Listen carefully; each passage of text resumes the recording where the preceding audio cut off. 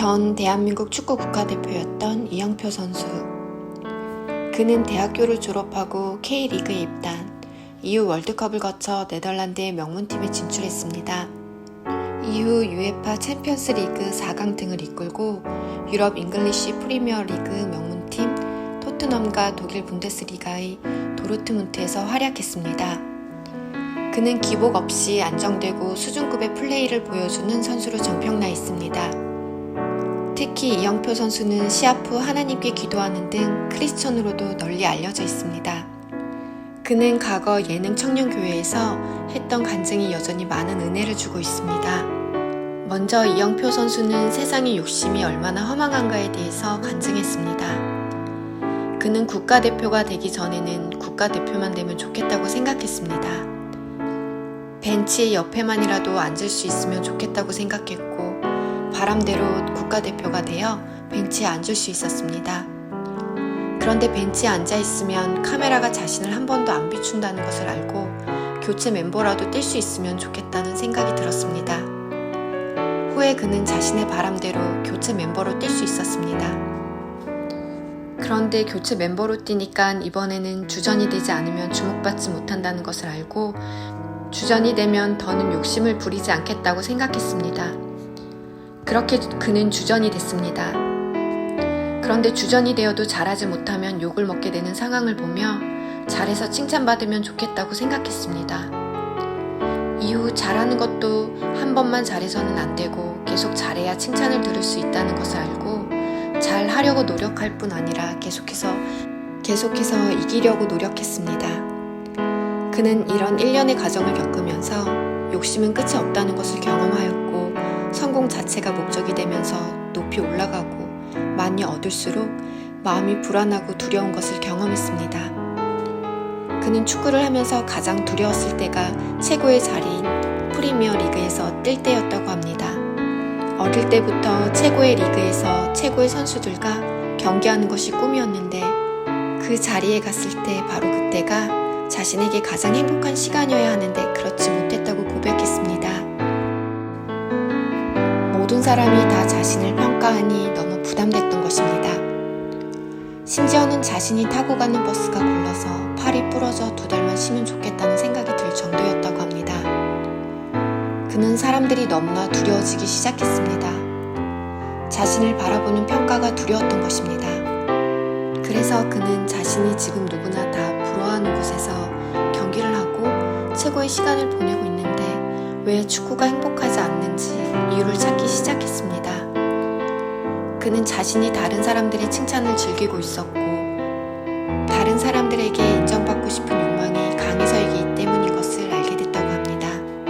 다른 사람이 자신을 인정하지 않는 것을 받아들이지 못하니 비판을 받을까봐 두려움이 컸다는 것입니다.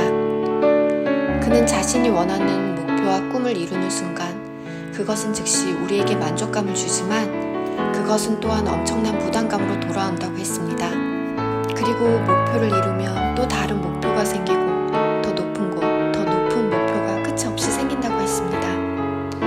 그는 성공하면 행복할 것이라는 환상은 깨지고 성공의 노예가 된 채 고통 가운데 살 수밖에 없는 것을 경험했다고 털어냈습니다. 왜 내가 성공해야 하지?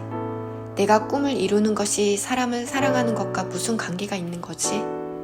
이 질문에 대한 해답을 가진 자만이 자신의 꿈을 이룬 후에 허무하지 않을 수 있고 두려워하거나 불안해하지 않고 헤매지 않을 수 있다고 했습니다. 성공과 꿈을 이루는 것만이 목적이 되면 그것을 이루는 순간 허무함과 방향 감각을 잃은 채 쓰러질 수밖에 없다고 했습니다. 그러면서 그는 최선을 다해서 노력하는 것은 좋지만 그 모든 것의 궁극적인 목적이 사람을 사랑하는 것과 또 영원한 것과 연결되어 있을 때만 의미가 있으니 이것을 청년들이 꼭 명심하면 좋겠다고 했습니다. 이어서 이영표 선수는 자신이 축구를 위해 꾸준히 노력했던 모습을 소개했습니다. 그는 기복 없는 플레이로 유명합니다. 그가 이런 평가를 받을 수 있었던 것은 그의 어린 시절부터의 꾸준한 연습 때문이라고 합니다. 그가 어릴 때부터 열심히 노력할 수 있었던 것은 축구가 너무 재미있었기 때문이라고 합니다. 축구를 잘하면 축구가 더 재미있다는 것을 느끼며 잘하기 위해서 더 열심히 노력했다고 합니다. 선수들과 함께 오전, 오후에 운동하고 저녁에 모두가 쉴 때 드리블 연습을 따로 했다고 합니다. 그렇게 연습하니 드리블은 괜찮아졌고 그 다음 목표로 나와 상대편 가운데 떨어지는 공을 자신이 다 가져가겠다는 목표를 세웠다고 합니다.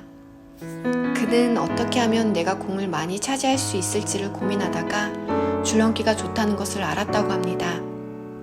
그래서 중학교 때부터 줄넘기를 매일 했습니다. 처음에는 2단 뛰기를 하루에 1,000개씩 해야겠다고 마음먹었습니다. 1,000개를 한 번에 할 수가 없어서 100개씩 10번으로 나눠서 했습니다. 이렇게 2년을 하니까 2단 뛰기 1,000번을 한 번에 할 수 있게 됐다고 합니다. 2단 뛰기 1,000개를 한 번에 할 수 있을 때까지 줄이 2번 끊어졌었다고 합니다. 그때 내가 이렇게 열심히 노력하고 있구나 라는 큰 기쁨이 있었다고 합니다. 그는 노력은 고통입니다. 그 고통이 계속해서 지나가면 고통에 익숙해지면서 고통이 쾌감이 되기 시작합니다. 고통을 즐기고 싶은 분노가 일어납니다. 실제로 고통이 기쁨이 되기 시작합니다. 거기까지 갈 때는 정말 힘든데 노력의 마지막에 오면 엄청난 쾌감이 옵니다. 라고 말했습니다. 대학교에 와서는 크로스와 슈팅 연습을 매일 했다고 합니다. 그런데 이영표 선수에게도 크나큰 고비의 순간이 있었다고 합니다. 건국대학교에서 4학년이 되었는데 그는 팀의 주장이었음에도 불구하고 국가대표가 되지 못했습니다. 팀에는 6명의 올림픽 국가대표가 있었습니다. 6명 중 5명은 친구이고 1명은 후배였습니다. 어느 날 이영표 선수는 겨울에 다른 선수들은 다 쉬고 있을 때 혼자만 나와서 땀을 뻘뻘 흘리며 연습을 하고 있었습니다. 그때 문득 드는 생각이 예전에 어른들이 나에게 열심히 노력하면 된다고 했는데 그게 거짓말이구나. 그냥 열심히 하게 하는 속임수일 뿐이지. 운동은 될 애들만 되는구나. 안 될 애들은 안 되는구나. 이런 생각이 들었다고 합니다. 그런 마음으로 흙바닥에 누워 하늘에 떠있는 보름달을 보는데 자신의 마음속 깊은 어딘가에서 억울함과 같은 눈물이 솟구쳤다고 합니다. 내가 10년이 넘도록 노력했는데 이게 뭐지? 초 3년, 중고등학교 6년, 대학교 4년, 13년을 여기에 다 바쳤는데 난 뭐지? 그런 생각이 들어오면서 그 순간 내가 속았구나 하는 생각이 들면서 눈물이 펑펑 나기 시작했다고 합니다. 그리고 나서 정확하게 4주 있다가 올림픽 대표팀에 갈 수 있는 테스트가 있었다고 합니다. 이영표 선수는 1주 만에 테스트에 합격해서 정식 올림픽 대표팀에 됐습니다. 그리고 3개월 있다가 국가대표가 됐습니다. 국가대표 첫 경기에서 후반전이 시작하자마자 교체해서 들어갔고 1999년도부터 은퇴하는 2011년까지 단 한 번도 그 자리에서 내려와 본 적이 없었다고 합니다. 그는 노력이 우리를 속이는구나. 결국 운이고 결국 재능이구나. 아무리 해도 안 될 애는 안 된다고 생각했는데 노력하면 정말 된다는 것을 깨달았다고 합니다. 오히려 노력하면 안 된다는 말이 우리를 속이는 것이라고 했습니다. 아무리 해도 나보다 잘하는 사람들이 많으니 포기하고 싶어지는데 그런 고민이 드는 것은 그 길을 제대로 가고 있다는 증거라고 했습니다. 이영표 선수는 자신은 하나님이 살아계신다면 내 앞에 나타나 달라고 기도할 정도로 신앙이 없었다고 고백했습니다. 그는 세상의 어떤 종교든 상관없이 종교로부터 위로를 받으면 된다고 생각하는 불신자였습니다. 게다가 기독교는 너무 이기적으로 보이고 자기들만 맞다고 하는 것 같아서 싫었다고 합니다. 뿐만 아니라 교회 다니는 사람들이 오히려 더 서로 사랑하지 않고 용서하지 않는 것을 보면서 신앙을 갖기가 힘들었다고 했습니다. 그리고 자신이 의심도 많았다는 것을 예로 들며 하나님이 물컵을 스스로 움직이게 하시거나 자신 앞에 나타났다 사라지면 믿겠다고 기도하기도 했었다고 합니다. 또 하나님이 살아계시고 자신을 위해 죽으신 것이 사실이라면 자신의 마음속에 가득한 의심을 바꿔보시라고 기도하기도 했다고 합니다. 그런데 그 기도를 하고 나서부터 자신의 마음이 바뀌기 시작했고 성경 공부를 시작했다고 합니다. 그는 하나님을 본 자들이 오히려 예수님을 십자가에 못 박았다는 것을 배우면서 하나님을 눈으로 보는 것과 믿는 것은 전혀 상관이 없다는 것을 알게 됐다고 합니다.